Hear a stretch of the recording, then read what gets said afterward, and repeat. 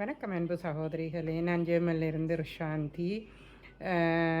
இன்றைக்கு என்னத்தை பற்றி பார்ப்போம்னா, தன்னம்பிக்கையும் விடாமுயற்சியும் ஒருவனை ஏற்ற ஏணின்னு சொல்லிட்டு இப்போ பார்த்தீங்கன்னா, எனக்கு 2021 கோவிட் வந்தது. ஹாஸ்பிட்டலில் இருந்து கோமாக்கு போகிற ஸ்டேஜில் 20 கிலோ வெயிட் லூஸ் பண்ணி பேருந்து நடக்க முடியாத சுச்சுவேஷன் இருந்து பேருந்து ஸ்ரீலங்காவில் போய் ஆயுர்வேதிக் ட்ரீட்மெண்ட் செய்த பிறகு தான் எனக்கு பெட்டராக வந்தது.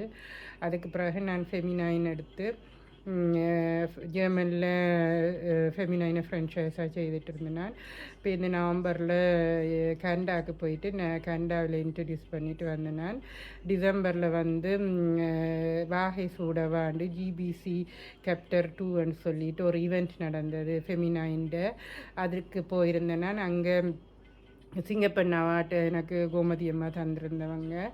ஸோ இப்போ வந்து ஃபெமினைனை நான் global woman club and English லண்டனில் இருக்கிற கிளப்பில் ஜாயின் பண்ணியிருக்கேன். அதை குளோபலாக கொண்டுட்டு போகிறேன். 40 நாடுகளில் 4000 மேற்பட்ட ஆட்கள் இருக்கிறாங்க.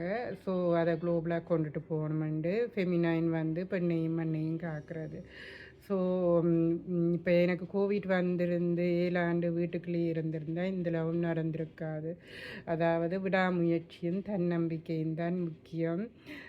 இப்போ பார்த்திங்கன்னா அதுக்கு பிறகு ஃபெமினைன் சிங்கப்பெண் அவார்ட் வேண்டினதுக்கு பிறகு எல்லா நாட்டிலையும் இருந்து மெசஞ்சரில் எனக்கு கணக்கு பெண்கள் வாழ்த்து தெரிவித்திருந்தாங்க. அதில் வந்து கொழும்புல இருந்து ரஞ்சிதாண்ட ஒரு பிள்ளை, அவங்க வந்து ஒரு உமன் கிளப் வச்சுருக்குறாங்க. அவங்க வந்து உமன் டேக்கு அக்கா அங்கே வந்தீங்கன்னா உங்களுக்கு ஒரு அவார்ட் தருவணுமென்று சொல்லிட்டு ஃபெமினைன் அப்படி பெண்களுக்கு நல்லது செய்யணுமென்று கொண்டுட்டு போகிறீங்கன்னு சொன்னாங்க. அப்போ நாங்கள் இலங்கையில் இருக்கிற பெண்களை பற்றி கதைச்சிட்ருக்க அவங்க இல்லடம் போகிறவங்க. ஸோ அவங்க சொன்னது வடக்கு கிழக்கில் மட்டக்களப்பு வவுனியா அங்கே சைடெல்லாம் கணக்க டேலண்டட் பெண்கள் இருக்கணும். ஆனால் வெளிவர பயப்படினமெண்டு அது என்ன காரணம்னு எனக்கு தெரியல.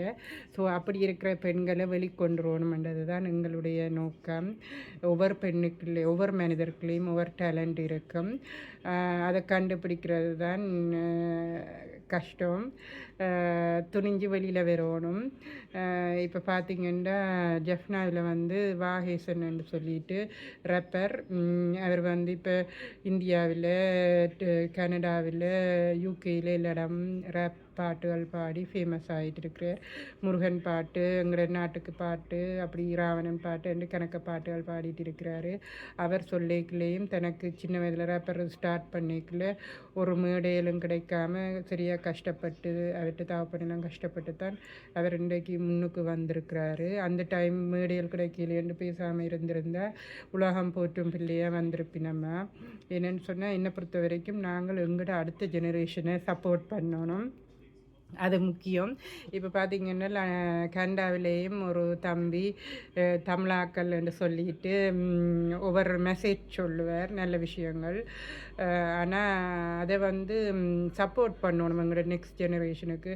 அவங்க வந்து எங்களோட சமுதாயத்தில் இருக்கிற சில இதுகளை மாற்றணுமென்று நினைக்கிறாங்க. அவங்களுக்கு நாங்கள் தாய்மார் சப்போர்ட் பண்ணணும். ஸோ ஒரு மனிதருக்கு விடாமுயற்சியும் தன்னம்பிக்கையும் சரியான முக்கியம். இப்போ பார்த்திங்கன்னா ஃபெமினைன் கோமதி அம்மா வந்து ஏஎஸ் ஃபவுண்டேஷன் என்று சொல்லிட்டு 9 கோட்பாடுகளோட அது வந்து பிஸ்னஸை பற்றினது, ரிலேஷன்ஷிப், மற்றது மெடிடேஷனை பற்றினது, 9 சக்கராவஸ் பற்றினது. அது வந்து வருஷத்துக்கு 25 யூரோ. அதை வந்து நான் இங்கே யூரோப்லேயும் கொண்டுட்டு வர போகிறேன். அதில் ஜாயின் பண்ணினா அதில் வந்து தியான வகுப்புகள், மெடிடேஷன், சக்கராஸை பற்றி சொல்லி தருவாங்க கோமதி அம்மா.